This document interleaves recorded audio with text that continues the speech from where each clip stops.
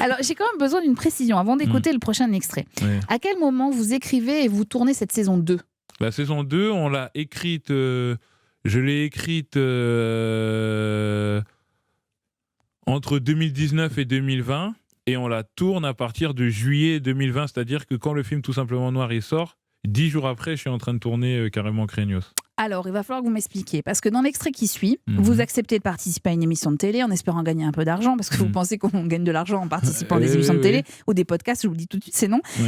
L'animateur du débat est incarné par Sébastien Toen, le comédien et humoriste qui, dans la vraie vie, s'est fait virer du groupe Canal+. Ça, c'est incroyable. Voilà, après un sketch sur Pascal Praud, journaliste de CNews, et il joue qui ? Il joue un Pascal Praud, quoi.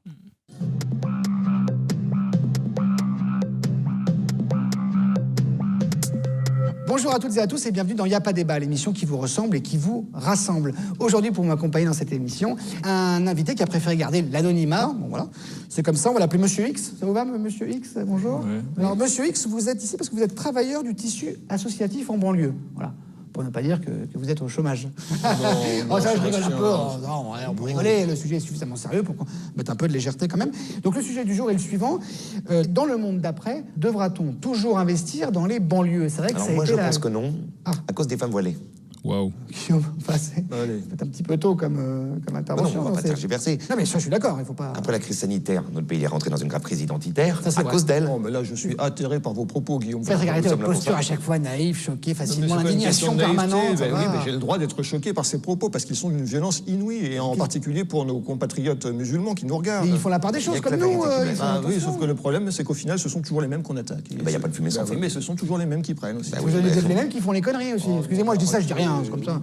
Vous êtes un voyant, Jean-Pascal Zadi, en fait, où vous avez provoqué des situations conflictuelles Non, au pas sein du du tout. groupe Canal. Non, je tiens à remettre les choses en place. Cette scène-là, c'est pas une parodie de Pascal Praud, c'est une parodie du système médiatique. C'est-à-dire qu'aujourd'hui, j'ai l'impression que notre époque a vu naître des émissions, il y en a plein, dans lesquelles, en fait, on est là pour...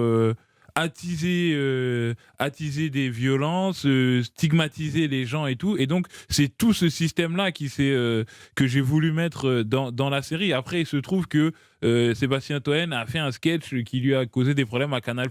Mais moi, je dis tout de suite, c'est pas spécifiquement Pascal Praud qui était visé là-dedans. C'est plusieurs personnes, c'est tout un système qui consiste, en ce moment, on a l'impression, plus on dit des conneries, plus on a de l'audimat. Et donc, les gens, ils arrivent et c'est conneries sur conneries tous les jours. Et nous, bon, moi, je regarde pas personnellement, mais je veux dire, ceux qui regardent ça, voilà, ils sont abreuvés. Et le problème, c'est que on a l'impression que ça influe après sur la politique et sur les décisions. Les gens, après, j'espère pas, mais j'ai l'impression que ça influe sur la réflexion des gens, quoi. Oui, mais ce qui est fou, c'est que même sans que vous regardiez ces émissions-là, vous savez à quoi ça ressemble, parce que forcément, autour de vous, on vous en parle. Il n'y a que ça qui peut expliquer cela. Mais on peut, aujourd'hui, je sais pas, il y a, même sur Internet, quand tu es sur Facebook ou Insta, tu vois que des extraits de trucs comme ça où les gens disent des trucs de malades, mais au calme, et il se passe rien, et ils sont là tranquilles et personne ne dit rien. Donc ça, c'était une petite manière, voilà, de montrer que moi, ça m'énervait et que ça me faisait rire.